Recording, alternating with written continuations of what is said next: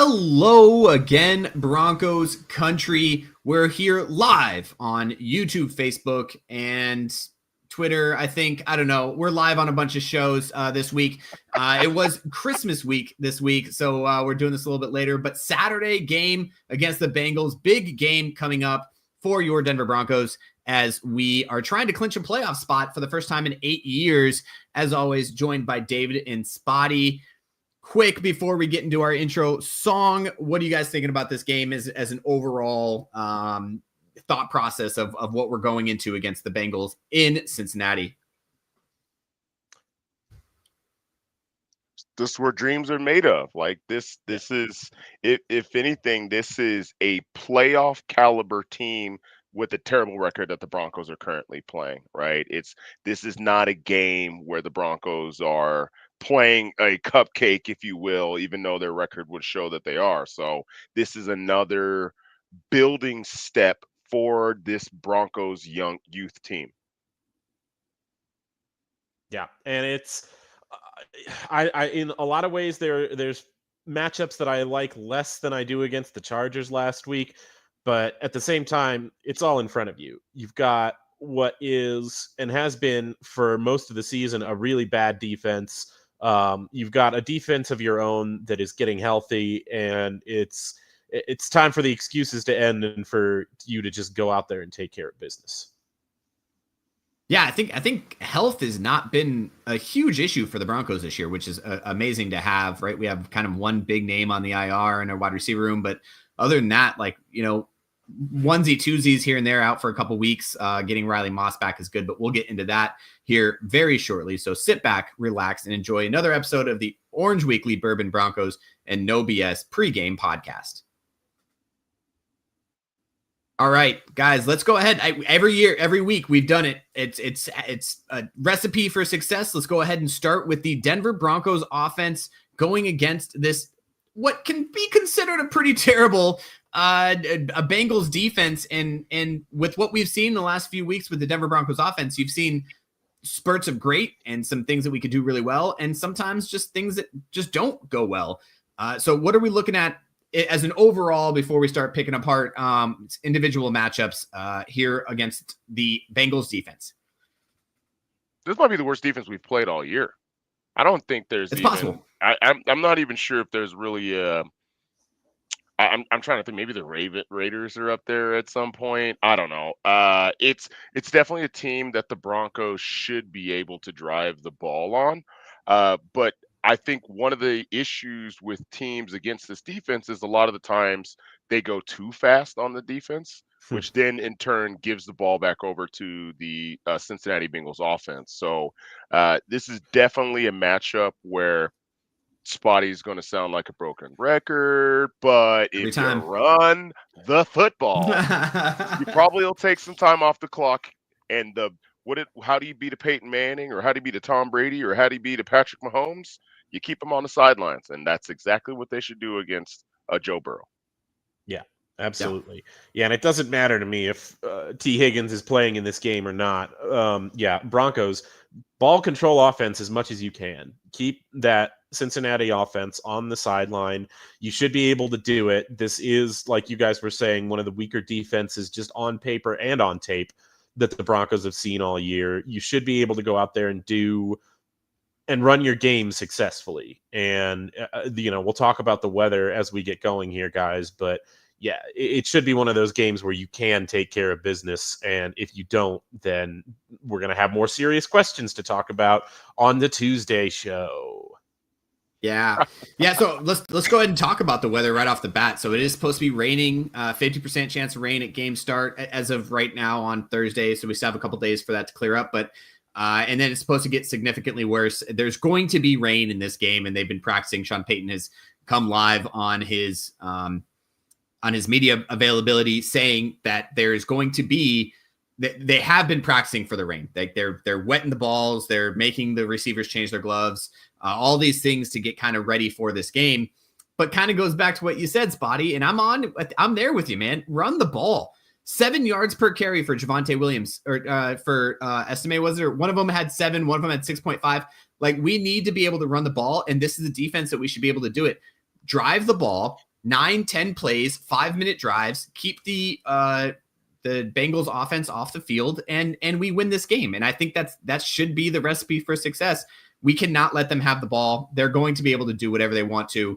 And we'll get to the defensive side with our health and how we're feeling about that side. But for the offense, last time we played in a rainy game, we weren't that good, right? Against the Jets, our offense was not very good in that game. And we need to do something different if we're going to be playing in the rain. And you've got your full complement of running backs now, too, right? You've got not only is Jaleel McLaughlin back practicing healthy, but Tyler Bidet, who has been on injured reserve for a good portion of the year, also ready. So you've got him, you've got Blake Watson, Estime, Williams, everybody's ready. And so you've got, hopefully, there's a matchup in there you can exploit somewhere, right? I'm just looking over the last couple of games for the Bengals, and starting back from 3 weeks ago. Okay, they play the Cowboys, Rico Dowdle, 131 yards. They play the Titans. Mm-hmm. Now, the Titans didn't do as well because Pollard got hurt, but Tajay Spears is the one who actually went off in that particular game. And then last week, Jerome Ford in replace of Nick Chubb, 11 carries, 92 yards. You have the ability to run the football. And, of course, the Bengals know that's exactly what teams want to do on them, and they haven't had the ability to shut them down. And, probably dipping in a little bit more, but you're seeing the same Hubbards are out right now. And Trey Hendrickson is not perfectly healthy right now. I couldn't name anybody in their linebacking core. They're probably outside of Trey Hendrickson. The best player on their defense is Geno Stone. But still, that's if a safety is the person who's popping up on you, then that's when you're running into issues. So there is the capability. If teams have shown you how to beat the Bengals, okay, you don't need to reinvent the wheel. Yeah. Right. I mean, we can run the ball. And this might be the first time we get a 100-yard rusher. The fact that we have not had a 100-yard rusher all year is mind-boggling when we have this running back room that we do. 3 years? Oh, no. Last year, we had a 100-yard rusher last year, didn't we? No. Well, I believe we're at 3 years right now without a 100-yard rusher. Longest drought in the NFL is the Denver Broncos. I hate that stat. Thank you for bringing that to our attention, Spotty. Appreciate that. Hey, man. No, Javonte in his rookie year. No, Javonte in his rookie year had a couple 100 yards. Anyways, we'll talk about that another. Oh, Javonte man, that's missed crazy. all of last season, and then that was the year before. That's right. So I feel like a big game's coming for one of those guys, and that's where I'm going to say the matchup of the game here is the running back room. Whoever gets it, feed the hot hand. Let's get those yards. 7 yards per carry, 6.5 yards per carry last week. And then we abandoned the run game in the second half. I don't want to bring up, the bad news bears here, but we have the capability. It's about calling the plays and being able to run the ball, keep the ball on our side of the field. Let's talk about this wide receiver matchup too. Cause if it's not super rainy, if we can keep healthy and Bro Nix can throw the ball, we have an exploitation here. We have a way to exploit a Josh Newton, who has not been playing very well this year, and a Cam Taylor-Britt, who, not going to lie, I don't even know who that guy is. I got beef with Cam Taylor-Britt. I got beef with him. Okay. And the reason I got beef with him, don't get me wrong. To be a cornerback, you have to be a diva, right? Like you have to be as much of a diva as the wide receivers that you're covering. Cam Taylor-Britt has talked so much trash this year as somebody who's allowed hundreds of yards of receiving against him. Okay, he's definitely the classic guy who's doing the belt strap on when a wide receiver dropped the ball. Yeah. Or an overthrow. Yeah. He's like, oh yeah, but he's coming out and he's talking trash, and it's unwarranted.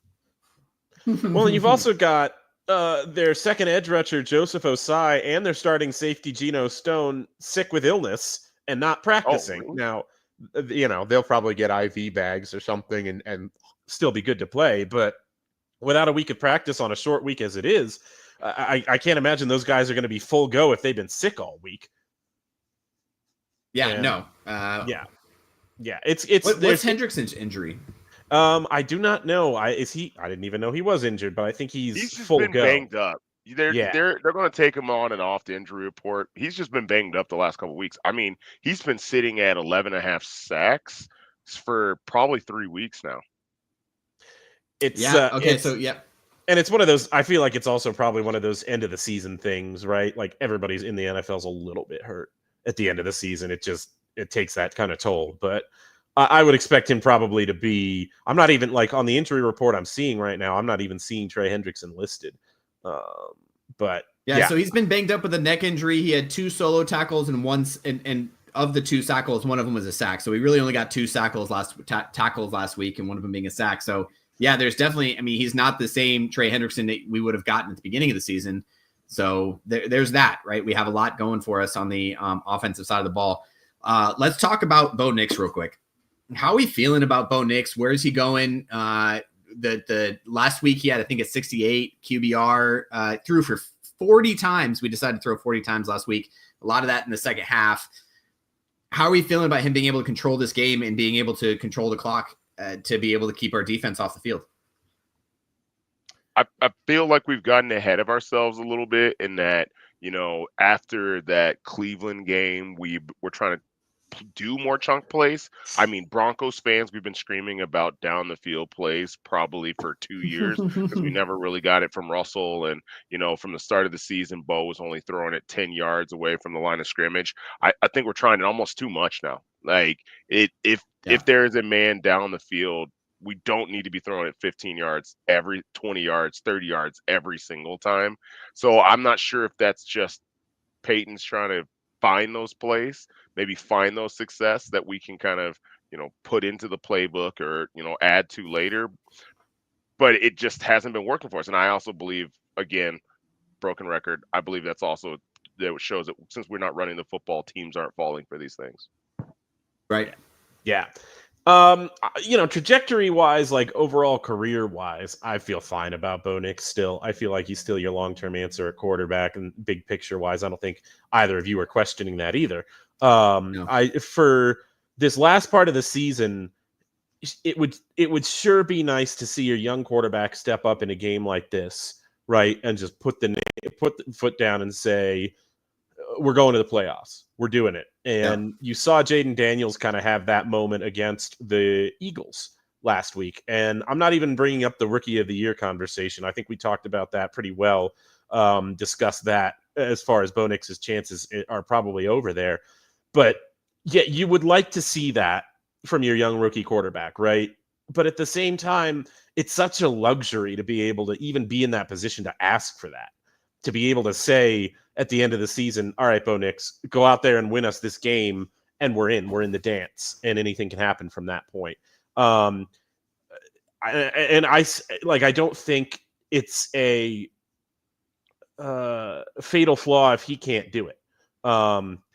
But on the other hand, like I said, it'd be nice, and it would give you that much more faith in him in the future that he's going to be a guy who will be taking you back to the postseason over and over again. So yeah, circling back to your original question, Jared, no, I don't, I'm feeling good about Bo still. I think he can go out there. I think he's going to play better than he did against the Jets, even if this game is pretty rainy. But yeah, I do think there is a chance for him to make us think differently about him, even if I don't think this is necessarily a must-win game for what I think of his offseason. Yeah, agreed. And I think in a game like this where it's going to be rainy, it's going to be a little bit difficult to run the ball. He's going to end up passing the ball, I think, at least 30 times this game, unfortunately. But we need to run the ball more than 18. And I think that's what's going to come down to. I do want to give shout outs to Quinn Miners, who's the 3rd ranked PFF guard in the NFL right now. Just having an absolute great season. Even Garrett Bowles, who signed the big extension, having a good season. Being able to run behind those guys against BJ Hill on the defensive line and Chris Jenkins, who's having a tough time on the defensive line, we should be able to get 3 to 4 yards per carry on this defense. And that's really what the game's going to come down to is that interior defensive line. Luke Wattenberg, we've had a little bit kind of a tough time at center for the past couple of years. Yep. No, you're right. I wanted to talk about this because we didn't address it on the show before this. And somebody brought up Wattenberg and Forsyth as kind of struggling and being weak links on this offensive line a little bit. And guys, I get it.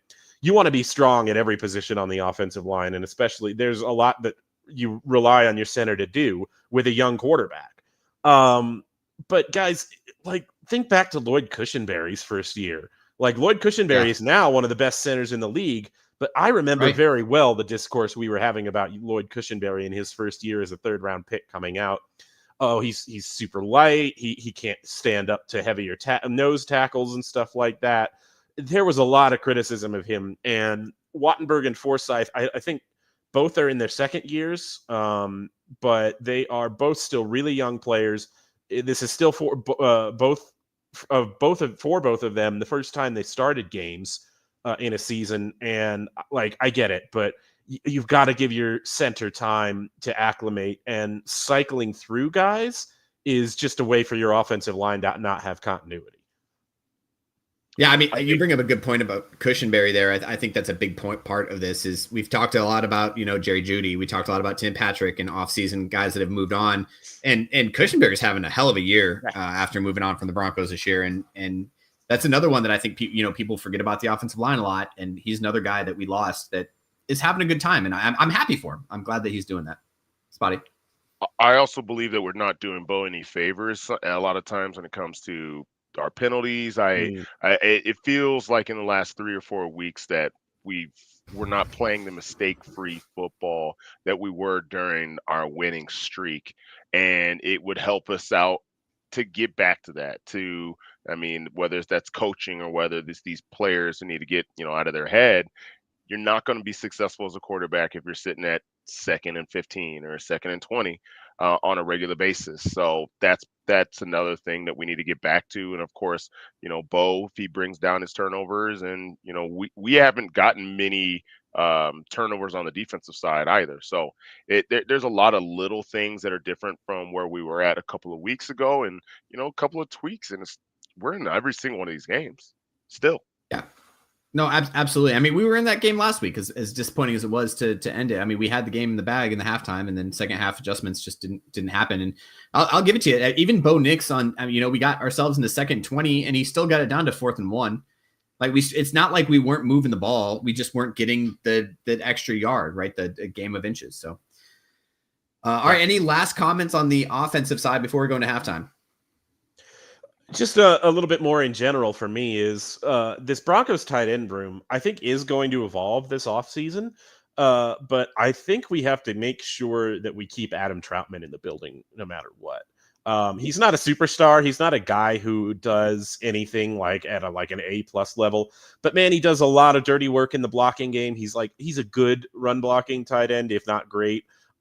He's a decent receiver, if not good. And more importantly than all of that, he knows the Sean Payton offense really well at this point, and he knows what a tight end is asked to do.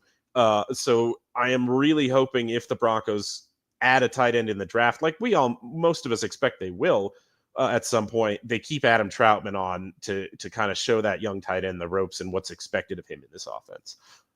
Yeah, and even Lucas Krull has been doing what has been asked to for the most part. So like our tight end room, where at the halfway through the season, we're like that's definitely the weak point of our offense. We really don't have a super weak point of the offense. I feel like best player available in the draft, obviously in the first round. But yeah, I agree. I think Troutman's doing exactly what he needs to do. All right, let's go into halftime. So, guys, we're here every single week. We got lots of content for you here at Bourbon Broncos No BS Orange Weekly. Obviously, you're listening to or watching live the pregame podcast, and we have the postgame podcast that is posted the day after the game. And then we have on our Tuesday nights, we have our Bourbon Broncos No BS, our flagship show on YouTube, Facebook, Twitter, anywhere that you get your live shows, we are there for you. And then on game day, so this Saturday, you'll see us on all those platforms. Pre-game tailgate talk will be there an hour before the game, and then we'll be there again. The original halftime hash brought to you here by Bourbon Broncos No BS and Orange Weekly. So thank you guys for joining. Make sure you guys hit that subscribe button, share with your friends, let us know that we're here. Let them know that we're here, and we can keep doing this for you guys because that's what we're here for. We've been doing this for 9 years now, and we're doing it for the fans. We're not doing it for ourselves, I promise. Okay, let's go ahead and flip the script. Denver Broncos defense getting healthier going into this game. It's a huge relief for the Broncos, and specifically in Riley Moss. What does that mean for the Denver Broncos coming into this game, getting Riley Moss back? Everything. Is that the best way to put that? That's Everything, perfect. Yep. right? He allows us to do more creative things with our offense. I even believe that amount of pressures that we've had has been lower since he's been out. And of course, we're not thinking about it. No one's thinking how your second corner is having this kind of effect on your offense or your defense. But man, it really has. It almost feels like we're a different defense since Riley Moss has gone out. Yeah. And, they really did have to kind of figure out what they were going to do after Riley Moss went out, which is why we saw the disaster of a Levi Wallace game that we saw against Cleveland, no longer with the team. And that speaks to me to the fact that they think they can trust Chris Abrams drain their 5th round rookie to at least be their 3rd outside corner, which in and of itself is not a bad thing, guys, like to say that. But I do think, to your point, Spotty, I think having Moss back really does open up the things that they want to do a little bit more as far as bringing pressures and knowing that they can cover it up on the backside, that they're good for it on the backside. And, we haven't, guys, I don't think we've said the words Jamar Chase once in this game. But having, Jared, you said in the show earlier that I don't think that you didn't think Chase was going to be covered up by Surtain exclusively. And I don't know about that. They might try to have him have Pat Surtain follow Chase, because I think it was Chase's rookie year or maybe his second year, but they did match up once. They've matched up in one game already, and Surtain locked him down.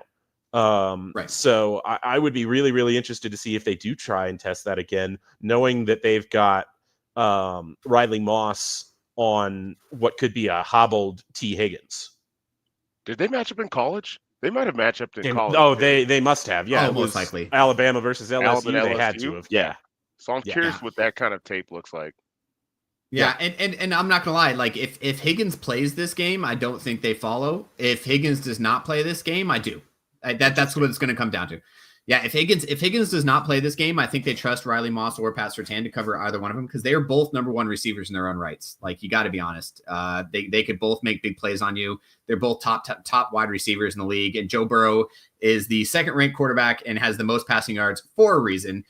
He can get the ball to whoever it is that can get open, and both those guys are that guy. Now, if T. Higgins is out, yeah, absolutely. Follow Pat Surtain, and then Riley Moss is playing against Andre Isovias. I don't even know who. Yoshivas. Weird name. Yoshivas. He's played well at times this year. No, and I'm not saying he's a bad wide receiver, right, but I feel like a guy like like Moss, Riley Moss, being able to match up against him, that's a good matchup for us. Yeah.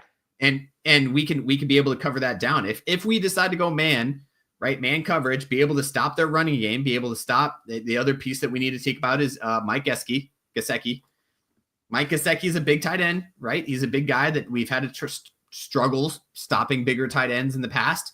And if we can be able to do that, then we get guys like Bonito and Cooper getting in the backfield, because we just have that those coverage sacks. I'd say our struggles this year have not necessarily been tight ends, and our struggles this year have been running backs coming out of the backfield, and we need to pay attention to that in this game. Ever since Chase Brown has taken over for Zach Moss and the offense for the Bengals, it has set them on another level.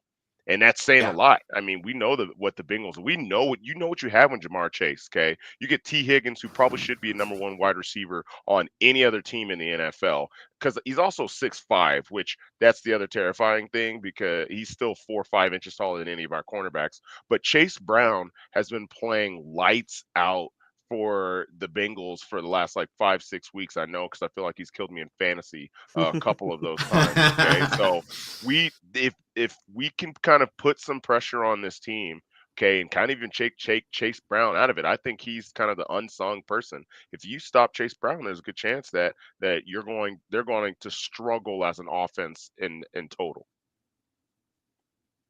Yeah, and I'm not going to lie. I haven't watched a lot of the Cincinnati games, and I probably should have before we did this podcast and a little bit of research. But is Chase Brown an interior runner, or is he an outside guy, or is he an inside guy? I have no idea. He's kind of both. He's like 215 All right, so it's not like Okay. he's a tiny guy. He's also a pass catching back. Originally, when the Bengals brought him in, they brought him in to be a pass catching back, and then he mostly stole the number one running back spot from Zach Moss, even before Zach Moss got injured. So that he went, I think he went for 118 yards a couple of weeks ago and couple of touchdowns. Hey, the guy's pretty good. Oh, and random fact, he has a twin that plays defense for the Philadelphia Eagles. That is a random fact. The fact that you know that makes me a little bit worried, but they made it a big thing. They played each other this year. Oh, gotcha. Okay. So, but when you have guys like Zach Allen, DJ Jones, and Franklin Myers on the defensive side of this, like they play such good gap sound defense on the interior side. Like they have to run to the outside, and I think that's probably where, if we're to kind of pinpoint a problem in our run defense, it'd be to the wide zones. Just them getting to the outside. Cooper, Benito trying to pressure themselves upfield a little bit too much. And then they kind of get that angle. And then Stranad and Barton either being out of position or in position. And sometimes we get it. But sometimes they get like 10 to 15 yards per carry on those outside zone runs. So that's what I'd be worried about here. Yeah, that's a decent point. And it's interesting to see this. You've got names on the Cincinnati Bengals offensive line that have played well in the past for them. Ted Karras, Alex Kappa, Cody Ford, even their starting left guard, have played well in the past. You've got Amarius Mims, who's their starting right tackle, as kind of a rookie, one of those physical phenom kind of guys who just hasn't put it all together yet, but has all the tools. That kind of player. And then on the left side, you've got Orlando Brown Jr., who came over from the Chiefs, not having a great year. So in drop back passing scenarios, I like our matchups with Cooper and Benito. But yeah, like you said, Jared, we've got to be able to shut down those outside zone runs and force them into those third and longs in the first place. 37 sacks. Yeah, Burrow 37 sacks against 37 times. Woo! Yeah. So you just went over the offensive line. I couldn't tell you. I don't understand how a team like them are like that. 30, but of course it's because they're in dropbacks a lot more because their defense are giving up points. But still, 37 sacks. I think even 4 against Cleveland last week. So it's not impossible to get to them. And I just was looking over at Williams' comment over here about Nick Benito and what's going on with him. He's getting the star treatment from teams now. Oh, he is. Everybody's seen what he did. You can't just blow up, do two weeks in a row, have a pick six or fumble six or whatever you want to call it, and be second in the league or third in the league for sacks, and not have teams now going to be paying attention to you on film. Yeah, and I think a big pressure is on Cooper now on the other side to be able to get that. And you've seen it. You've seen him get big plays on the other side because they're trying to avoid Nick Benito on his side. And that's what it's going to come down to is playing just that team football on defense and that swarming type of football that the Broncos are used to. We've had a couple tough games. Let's be honest. In the past 3 or 4 games, our defense hasn't played the lights out Denver Broncos defense that we've been used to throughout the season and really throughout the last couple of years, especially for Vance Joseph defense. This is going to be the game that's going to pressure them and stress them the most. This is going to be a strength on strength game. And can we stop guys like Jamar Chase, T. Higgins if he plays, and like you said, Brown? Those are huge players on this team that can make or break this game. And it's going to come down to the defense in this game, regardless of what our offense does. Yeah. And they're going to get theirs. So it's going to be a question of, in crunch time, can your guys match up against their guys? Can you stop that deep ball from being completed without committing a pass interference penalty? In the fourth quarter, it's going to come down to those kind of plays. It's a next man up thing for the Broncos. We know what Nick Benito and we know what Pat Surtain can do, but we know that there's going to be a lot of focus on those guys. Who else is going to step up? And what I really love about our young team right now is that it seems like we're getting at least 1 or 2 plays from some of our younger players that are helping us out. I mean, we saw Abrams Drain get his first interception last week. We saw Drew Sanders get his first sack of the year last week. Jonah Ellis has more or less been a little more quiet, but we know that the pressure that Jonah Ellis can give us. So these last couple of games are definitely going to be about are those next guys that the second line of rushers or the second linebacker that comes in, can you give us 10 good plays? Yeah, absolutely. I think that's going to be a big part of this. And David, you also mentioned a little bit last game. I think the biggest downfall for this defense wasn't the fact that we weren't stopping them. It was the fact that we kept getting penalties, right? We were extending their drives by taking stupid penalties. Can we play smart football, not take the penalties, not take the 15-yard, pass interference or the 20-yard pass interference or the 15-yard targeting, whatever it was. Like, can we had the chance, third longs, we're putting them in that position, and then we're giving it up by making stupid penalties. And I think it's about smart football. And at this point of the year, with the playoffs on the line, that's what you need from this defense. All right, so let's go ahead and start talking about our final thoughts. We ran a little longer than usual, but let's talk about final thoughts and score predictions. What do we think this game is going to look like against a 7-8 Bengals team? And that record is very iffy, right? That's a record that you look at and you say, okay, we should win this game because they're a losing team. But this is a team who has the number 1 passing quarterback and the number 1 wide receiver. What are we thinking about how this game's going to go? We'll start with you, David.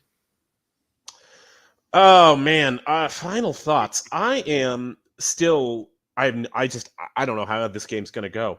Like, it felt like every other game of the season, at least going in, whether my prediction was borne out or not, I felt like I had a bead on how the game was going to go going into it.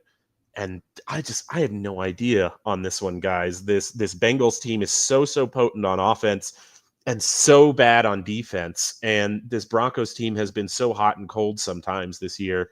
I'm puzzled. I'm puzzled, fellas. Yeah. Spotty, what do you think? Man, it's tough because I'm just looking at the Bengals scores just last 5 weeks, right? 24, 37, 27, 38 in a loss to Pitt, and 27 in a loss to the Chargers. Putting points on the board against really good defenses is not an issue for them. And that the games that they've lost, it's been a kick or a dropped pass or a tipped pass for an interception. So I'm going to stay vigilant. I'm going to stay confident in the Broncos defense, and I'm also praying for rain. So I'm going to say 30-27 Denver. Wow. Another 30-point gain for the offense. All right, David, I'm going to kick it back to you because you did not give us an answer. You're right. No, I gave my final thoughts. I gave my final thoughts, and I did not give a score prediction there. I was hoping to have an answer by the time that Spotty gave his because I kind of knew this would happen too. And yep. I still don't have one. Let's go. Fuck it, guys. Let's go 27-26 Denver. Wow. Okay. Yeah, I'm with you guys. If we are close in this game, I'll be honest with you, and Broncos country, I apologize ahead of time. I have a bad feeling this game's going to get out of hand early, and we're just going to be angry all game. And I don't want that. I want the Broncos to be this in a tight game. I don't want it to be that we're kicking their ass in the first half and then losing in the second half. Chargers. But I do think that we have a chance, and it's going to be a close game. If we win this, it's going to be a big close game. Man, I'm with you guys. I want the Broncos to win. I'm gonna pick the Broncos to win. I agree. I think we put up 30 points. I think some of those come off of a defense or a special teams. Marvin Mims been playing very well in the special teams, and I think we have a matchup. We don't normally talk about that, but we have a matchup win there if we can take advantage of it. And I think we win this, 31-28. I think this is a 3-point game. If anything, it might be 28-28 going in, and we drive the ball down and kick the field goal. So we'll see what happens. Yeah, so I'll say 31-28. We kick the field goal to win. I love it. I hate that we all picked the Broncos to win, but I love it at the same time. I'm telling you. Let's go. You got to keep the faith. I want to be here Saturday night with the fans and drinking and busting open this, Broncos championship blend from Breckenridge Brewery Breckenridge Distillery. I'm excited. I want to clinch the playoffs for the first time, and I want this team to be able to do it. And we've seen, like you said, both of you, we've seen what we can do. We've seen the flashes of greatness and the flashes of things that we can do. I think this is a game that we can do it. I think this is a team that has struggled in the past. They're 7-8 and they're close games, and we've been able to prove that we can win close games if we need to. And this is the game that we do it. So there it is. All right. Any final thoughts before we end this out? I'm nervous. I was, when I made my predictions for the previous weeks, I was just hoping that we beat the Chargers and that we wouldn't be in this position. I 100% I think this game could go either way. But having Riley Moss back, I think helps us out a lot. Yeah. I'm not nervous this game. Guys, I was nervous in front of that Chargers game. I was nervous. This is not to say that I think we've just got it in the bag. That's different than saying I'm nervous. I was nervous for that Chargers game because I felt like there was too much energy going toward the Broncos from certain sources, and I was like, "Ooh, no, I don't like this. This is when they let you down." And then it happened, and now I'm not nervous anymore because I don't feel that same kind of that. It's different vibes this week, and I like that if nothing else. Different vibes this week for sure. The Saturday game in the spotlight, only game on at that time, 4:00. I guess it's 4:00 Pacific time, I think, right? 5:00 for it's like 2:00 Mountain time, so it's 1:00 Pacific time. Oh wow. Oh man. So 4:00 Eastern. Man, I need to set my clock. So we'll be able to watch the game. It should be nationally televised. Another big game for the Broncos. We need to win one game to clinch the playoffs. That's all it takes. Can we do it this week? Can we do it on Saturday? Let's sit and find out. Thank you guys for joining us. Really appreciate you guys. There's only one thing to do, and it's to end it with a very strong Go Broncos.